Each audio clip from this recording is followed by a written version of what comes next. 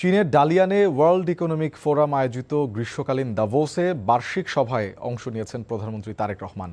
Innovating at scale বা বিস্তৃত পরিসরে উদ্ভাবন প্রতিপাদ্যে এবারের সম্মেলনে বৈশ্বিক অর্থনীতি, শিল্প কাঠামো পরিবর্তন, কৃত্রিম বুদ্ধিমত্তা এবং জলবায়ু পরিবর্তন ইস্যুসহ নানা বিষয় স্থান পেয়েছে।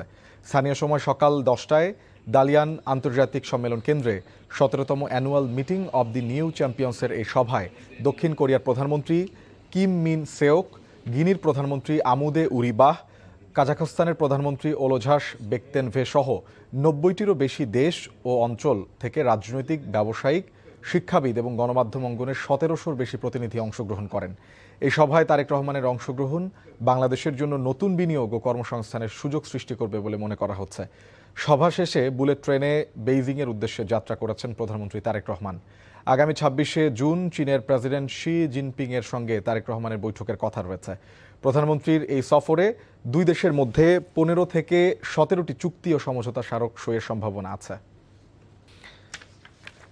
দর্শক, এই পর্যায়ে প্রধানমন্ত্রীর সংবাদ সংগ্রহে আমরা চলে যাব চীনে। সেখানে আছেন আমাদের স্পেশাল করেসপন্ডেন্ট হাসান মাহমুদ। সফরের সবশেষ খবর ও প্রধানমন্ত্রীর আজকের কর্মসূচির বিষয়ে বিস্তারিত জানাবেন তিনি।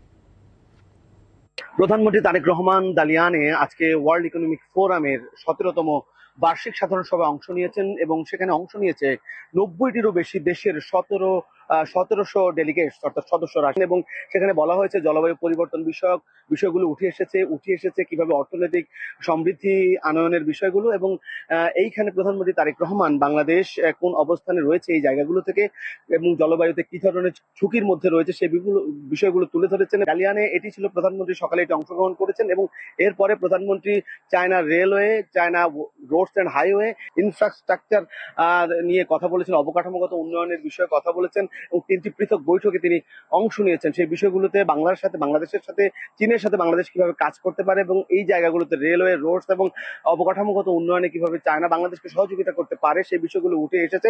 পাশাপাশি তারেক রহমান আজকে মধ্যাহ্নভোজের অংশগ্রহণ করবেন এবং বিকেলে তিনি বুলেট ট্রেনে করে চলে আসবেন বেইজিংয়ে তিনি শি জিনপিং এর সাথে বৈঠক করবেন এবং শি জিনপিং এর সাথে বৈঠকে তার বেশ কিছু জিনিস প্রাধান্য পাবে এবং সেদিকেই মূল লক্ষ্য, অর্থাৎ চায়না সফরের এটি আসলে মূল আকর্ষণ, সেটির জন্য অপেক্ষা করছে। তো বিকেল বেলা যদি সন্ধ্যা নাগাদ প্রধানমন্ত্রী বেইজিংয়ে চলে যাবেন। বেইজিংয়ে সেখানে চায়নার প্রধানমন্ত্রীর সাথেও তার একটি রাতের নৈশ ভোজ রয়েছে, সেটিতেও তিনি অংশগ্রহণ করবেন। তো সব মিলিয়ে বলা যায় যে জলবায়ু পরিবর্তন এবং জ্বালানি নিশ্চিতকরণ এবং অর্থনৈতিক উদারীকরণের বিষয়গুলো আসলে এই আলোচনার স্থান পাচ্ছে। পাশাপাশি শি জিনপিং এর সাথে যে বিষয়গুলো উঠে আসতে পারে সেটি হচ্ছে বাংলাদেশের মংলা সমুদ্র বন্দর, তিস্তা ব্যারেজ সহ এবং দ্বিতীয় পদ্মা সেতু সহ বেশ কিছু উন্নয়নগত বিষয়গুলো চায়না কিভাবে বাংলাদেশকে সহযোগিতা করতে পারে। প্রধানমন্ত্রী সেই বিষয়গুলো হয়তো অ্যাড্রেস করবেন, এই জন্য আমরা অপেক্ষা করছি এবং হয়তো সন্ধ্যা নাগাদ তিনি চীনে গেলে আগামীকালকে হয়তো শি জিনপিং এর বৈঠকগুলো আমরা পরবর্তীতে আপনাদেরকে জানিয়ে দিতে পারবো।